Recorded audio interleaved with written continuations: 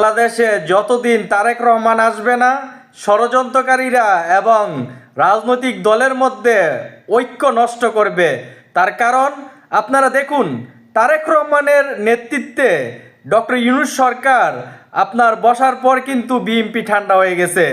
এখন দেখুন আবার জামাত শিবির, এনসিপি, আজকে দেখলাম এনসিপির উপর হামলা চালিয়েছে বিএনপির নেতারা।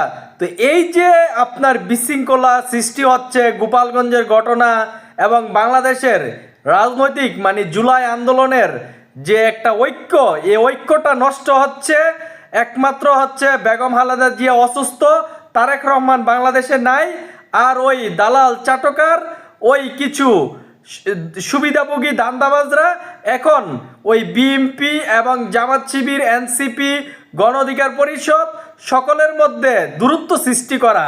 অতএব তারেক রহমান সবচেয়ে গুরুত্বপূর্ণ পার্সন।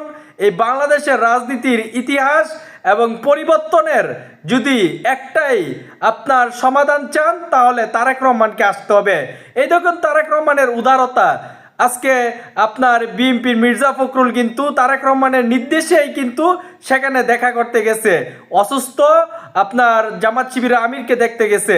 এতএব তারেক রহমান যতদিন এই বাংলাদেশে না আসবে, রাজনীতির ষড়যন্ত্র বলেন এবং অপরাজনীতি বলেন সেটা চলমান থাকবে। এতএব তারেক রহমানকে বাংলাদেশে আসতে হবে, এর কোনো বিকল্প নেই।